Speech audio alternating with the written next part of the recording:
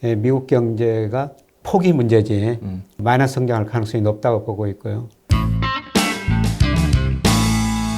네, 안녕하세요. 반갑습니다. 너네자산운용 저희가 연말 연초 특집으로 아주 인사이트가 깊으신 분들을 섭외해서 2023년 한 해도 정리하고 2024년 경제 전망에 대해서 들어보고 있는데요. 오늘 그 하이라이트입니다. 이 서강대학교 김영익 교수님 모시고 이야기 나눠보도록 하겠습니다. 어서 오십시오. 예, 안녕하세요. 네. 저희한테 교수님은 굉장히 상징성 있는 출연자시거든요. 저희 너네자산운용의 첫 번째 출연자시고 예. 그리고 3년째 첫 출연을 하시면서 경제 전망을 해주시는 분이라 올해도 잊지 않고 와주셔서 너무 감사드립니다. 아이고, 고맙습니다. 저희가 한번 지난해 찍으셨던 영상을 좀 봤어요. 예. 어떤 얘기를 하셨을까? 예. 그때 당시에는 이제 그러니까 뭐 미국 비중은 조금 줄이고 아시아 쪽으로 늘리라는 얘기도 해 주셨는데 사실 올해 생각해 보면 변수들도 너무 많았고 경기 침체에 대한 우려가 참 있었는데 어찌 그냥 넘어갔단 말이죠. 좀 어떻게 보셨습니까? 그래서 순차적으로 한 해를 좀 정리해 주시겠어요? 뭐 2023년 한 해 제가 주가는 전반적으로 오른다 그런데 달러 가치가 하락할 것이다. 달러 가치가 하락할 때는 미국보다는 상대적으로 이머징 마켓이나 다른 나라 주가가 더 좋을 것이다. 이렇게 말씀드렸습니다만 뭐 달러 지수가 작년 말에 102였었는데요. 올해 뭐 그거 안팎에서 최근에 100까지 떨어졌는데 큰 변동이 없었고요. 제가 예상한 것보다 미국 경제가 너무 좋았습니다. 맞아요. 특히 3분기에는 연율로 4.9%나 성장했지 않습니까? 뭐 그러다 보니까 올해 미국 주가 수익률이 제일 좋았죠. 특히 나스닥이 뭐 40% 이상 올라버리고, 그다음에 S&P 500도 세계 평균보다 좀 높은 상승률을 보였었습니다. 이런 측면에서 제가 미국 주가는 너무 좀 보수적으로 봤던 것 같고요. 국내 주식시장에서는 그래도 뭐 올 한 해는 뭐 은행 예금 비중 줄이고 채권이나 그 주식 비중 좀 늘리시는 게 좋을 것 같다. 맞아요. 이런 말씀을 계속 드려왔는데 우리 코스피도 뭐 작년 말에 비해서 한 18%, 코스닥은 거의 28%까지 오늘 보니까 그대로 올랐더라고요. 그리고 금리도 뭐 최근에 좀 많이 떨어졌죠. 그런데 저는 이제 듣다 보니까 AI가 이렇게 강하게 갈 거라고 혹시 예상하셨어요? 저는 뭐 그렇게 강할 거라고는 생각을 못했습니다. 뭐 AI 자체보다는 AI가 다른 산업하고 접목돼서 모든 산업의 생산성을 늘릴 것이다. 뭐 그 정도 생각했는데요. 뭐 AI가 이렇게 혁신적으로 크게 변할 줄 모르고요. 저도 AI 돈 주고 지금 들어가가지고 여러 가지를 해보는데 정말 좀 많은 정보를 주더라고요. 그냥 AI 그리고 여기에 더해서 이제 반도체까지 합류를 하면서 그냥 시장 끌고 올라간 거잖아요. 진짜 대단한 시장을 또 한편에서 좀 보게 됐는데 이제 올해를 마무리하고 내년에 대한 전망들을 하다 보면 여전히 지난해 이맘때와 마찬가지로 또 경기 침체에 대한 우려들이 또 나옵니다. 전문가별로 시기는 좀 다르긴 합니다만 침체에 대한 준비를 다시 한번 해야 되는 것인가에 대해서는 교수님께서 어떻게 보고 계신가요? 뭐 저는 미국 경제에 대해서 계속 보수적으로 봤습니다만 뭐 지금도 그런 시각은 변동이 없습니다. 올해 미국 경제가 너무 좋았는데요. 뭐 올해 연간 한 2.4% 성장, 뭐 컨센서스가 그렇게 되는데 내년에 컨센서스가 1.2% 정도 됩니다. 그런데 저는 그것보다는 좀 낮을 것이다. 그리고 내년 상반기에는 미국 경제가 마이너스 성장도 할 수 있다. 이렇게 보고 있습니다. 뭐 그 주요한 이유는 제가 미국 GDP를 구성하는 소비, 투자, 수출 사이클을 구해보니까 소비 사이클은 이미 꺾이고 있습니다. 뭐 소비가 앞으로 줄어들 수 있는 이유는 미국 가계저축률이 너무 낮아졌고요. 그다음에 실질소득 감소하고 있고 금리가 오르다 보니까 가계 이자 부담이 올라갔거든요. 그래서 아마 내년 상반기에는 미국 경제가 폭이 문제지 마이너스 성장할 가능성이 높다고 보고 있고요. 뭐 저하고 이제 비슷한 견해를 가진 데가 컨퍼런스 보드를 한 데입니다. 거기서 계속 경기 선행지수를 발표하면서 미국 경제가 조만간 침체 올 것이다. 근데 내년 1분기, 2분기 연속 마이너스 성장 그렇게 전망이 돼 있더라고요. 그래서 저는 마이너스 성장하는데 폭이 얼마일 것인가? 문제는 연착륙일 것인가? 경착륙일 것인가? 근데 미국 경제 지표 보면은 정말 탄력적이에요. 좋을 때는 굉장히 빨리 좋아졌다가 또 나빠질 때는 가계, 기업들이 굉장히 빨리 반응해 버리거든요. 그래서 내년 상반기에는 아마 경착륙 정도까지 가지 않을까 그렇게 보고 있습니다. 그러니까 그렇게 꺾이는 것들에 대한 시나리오가 나오다 보니까 일각에서는 표현을 하기를 사실 올해 경기 침체가 와도 이상할 건 아니었는데 물론 경제 지표가 전반적으로 좋긴 했습니다만 경기 침체를 내년으로 미룬 거다라고 표현을 하는 사람들도 있던데 교수님께서는 아니 경기 좋은 건 좋은 대로 갔다가 이제 꺾일 수도 있는 건지 정말로 그냥 정책적으로 아니면 유동성의 힘으로 그냥 경기 침체를 미룬 거라고 보시는지 어떤 결일까요? 경기 침체가 좀 미뤄졌다고 보고 있습니다. 예, 가계가 그동안 정부에서 준 돈도 있고 네. 그동안 저축이 좀 많이 쌓였거든요. 맞아요. 이 저축 가지고 계속 올해 소비를 많이 해버렸다. 네. 근데 최근에 미국 한 금융회사에서 조사한 거 보니까요. 미국 가계 63%가 그달 번 거를 그달 다 써버리더라고요. 저축이 거의 없다는 겁니다. 그리고 신용카드 쓰고 리발빙이라고 그러죠. 네. 또 일부 못 갚는 거를 다음 달로 이월시키는 게 네. 68% 정도 된다는 겁니다. 네, 그만큼 미국 가계가 소비를 앞당겨서 써버렸기 때문에 경기 침체를 좀 미뤘다. 그런 표현이 더 적합하지 않은가 그렇게 생각이 됩니다. 그러면 더더욱이 우리는 좀 이 부분에 있어서는 예의주시하면서 지켜봐야 되는데 문득 듣다 보니까 저희는 그 감이 좀 덜해서 경착륙이라고 한다면 미국의 경제 후퇴가 혹시 숫자로 어느 정도가 찍혀야 이건 진짜 경착륙이야 라고 할 수 있는 거예요?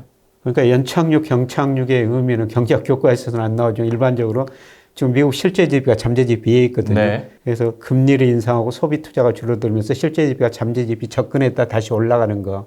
이런 거를 보통 연착륙이라고 그러고요. 네. 실제 GDP가 잠재 GDP 밑으로 떨어져 버릴 때 경착륙이라고 그런 표현을 씁니다. 네, 그런데 내년 상반기에는 실제 GDP가 잠재 GDP의 한 최소한 마이너스 1% 정도 아래로 갈 것으로 보고 있습니다. 네. 예, 물론 2020년 코로나를 거치면서요. 그때 1분기에는 실제 GDP가 마이너스 10%까지 밑으로 떨어졌거든요.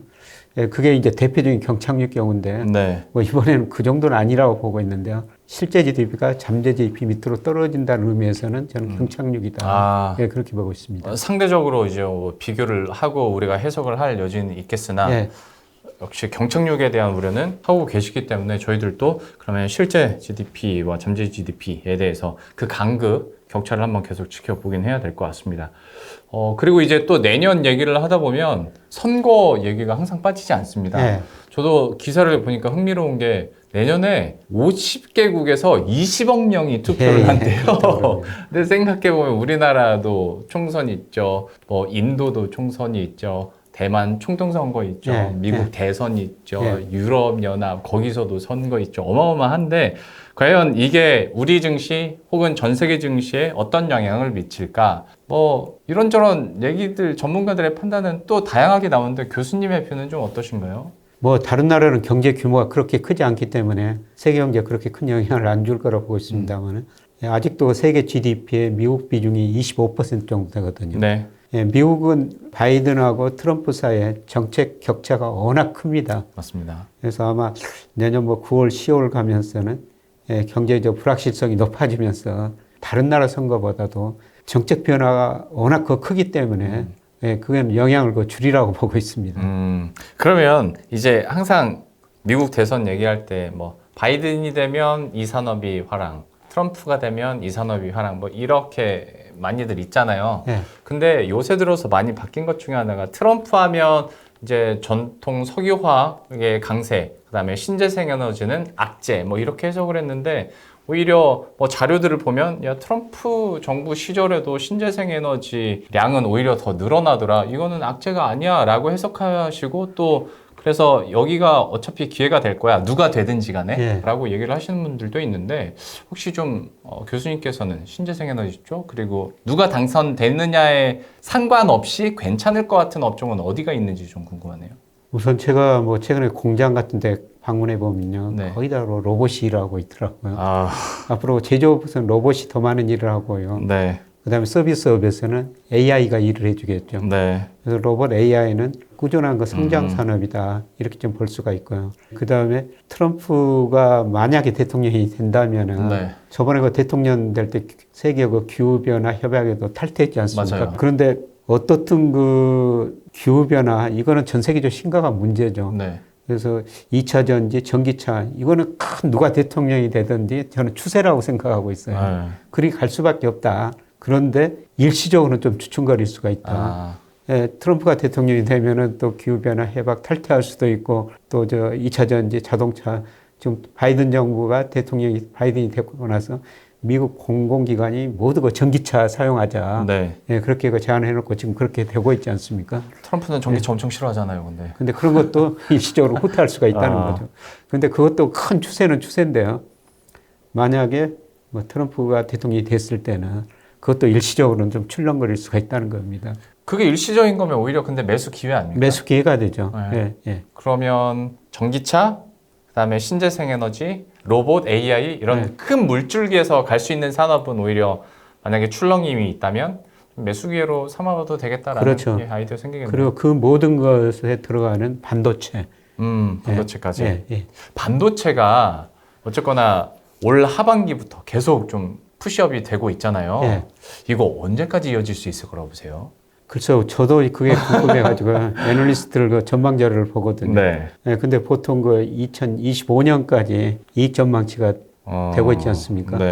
그런데 내년에는 예를 들어서 삼성전자 영업이익이 33조에서 35조 가까이 전망하고 있더라고요. 그런데 2025년에는 한 43조, 뭐 40조, 뭐 이렇게 전망이 되고 있는데요. 올해 저 반도체 주가가 정말 많이 올랐죠. 필라델피아 반도체 지수 뭐 70% 오르고 하이닉스 70% 이상 오르고 삼성전자가 많이 올랐지 않습니까?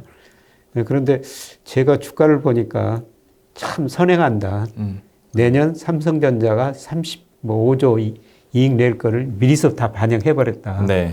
그런데 2025년에도 과연 애널리스트 예상하는 만큼 43조 증가할 것인가. 뭐 그렇게 증가하면 오르기는 오르는데요. 근데 내년에 내후년 그 오르는 폭은 그렇게 크지 않거든요. 그래서 올해처럼 그 반도체가 뭐 빨리 오르지는 못할 것 같은데요. 그래도 만약에 2025년까지 실적이 좋다면 24년 상반기까지는 괜찮지 않을까? 선반영 6개월 선반영 측면에서. 그렇습니다. 상반기까지는 괜찮을 텐데요. 저는 뭐 2분기 이후로는 좀 조정을 보이라고 보고 있습니다. 맞아요. 또 그때 되면 숫자들을 분석을 하면서 이제 더 갈 수 있을 것인지 아니면 잠깐 비중을 줄여야 될 것인지는 판단이 서겠지만 큰 그림에서 좀 어디까지는 우리가 볼 수 있는지 한번 얘기를 해드렸으니까 이것도 참고하시길 바라겠고요. 교수님 오랜만에 모셔가지고 물어보고 싶은 포인트들이 많아서 금리 얘기도 잠깐 해주세요. 이것도 역시 저희 출연하는 전문가들마저도 그러니까 몇 명 안 되긴 하지만 그 전문가들도 다 금리 인하 시기와 금리 인하 속도에 대해서는 좀 다 다르게 말씀하시더라고요.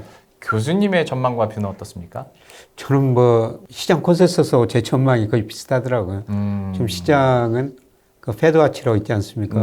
거기서 내년 3월부터 인하해가지고 내년에 6차례 인하한다. 맞아요. 폭은 1.5%포인트일 것이다. 그렇게 전망하는데요.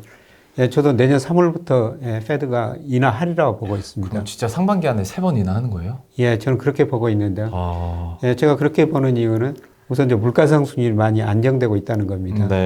최근에 그 개인 소비지출 물가지수 헤드라인은 2.6%였죠. 그 다음에 근원은 3.1%인데요. 뭐 헤드라인은 내년 상반기에 2% 초반에 저는 접근하려고 보고 있고요. 근원은 내년 하반기 가면 2% 접근하려고 보고 있고, 그 다음에 앞서 말씀드렸습니다만 실제 GDP가 내년 1분기에 잠재 GDP 밑으로 떨어진다는 거죠. 그래서 제가 테일러 준축이라고 적정금리를 추정한 하나 방식이 있거든요. 그거로 추정해 보면 내년 상반기 말에 미국의 그 적정금리 수준이 2% 중반까지 나와버리거든요. 그래서 지금 5.5%니까 저는 인하할 가능성이 높다. 그렇게 보고 있습니다. 그러면 그 골자라면 채권 가격은 계속 오를 수 있는 포인트거든요. 금리가 워낙 좀 빠르게 안정이 되다 보니까 뭐 지금도 역시 긍정적으로 얘기가 나오지만 채권에 대한 투자 전략은 좀 어떻게 갖고 계십니까? 올해만큼 그 이익을 볼 가능성은 낮은데요. 뭐 중기적으로 미국 금리나 우리 금리나 다 떨어지라고 보고 있습니다. 계속 말씀드렸지만 물가상승, 경제 성장률 하락하니까. 근데 사실 뭐 제가 계속 올해는 그 채권 투자하십시오, 이거를 계속 말씀드리고 있습니다만 올해 그 채권 투자하신 분들은 이익을 많이 보셨을 거예요.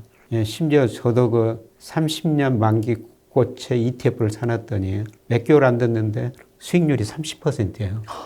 채권에서 저는 그렇게 수익률 낼 수 있다는 거. 아무리 장기물이라 하더라도 참, 근데 올해 너무하네요. 그만큼 금리가 최근에 많이 떨어졌다는 겁니다. 네. 예, 그래서 내년에는 떨어지기는 떨어질 텐데요. 네. 올해처럼 빨리는 안 떨어지고 아주 뭐 서서히 떨어질 것 같습니다. 그러면 내년 같은 경우에는 채권에도 이제 종류가 많으니까요. 만약에 그 시나리오대로라면 그러면 단기 쪽으로 가는 게 지금은 더 유리한 건가 싶기도 하고 좀 이건 어떻게 보세요? 예.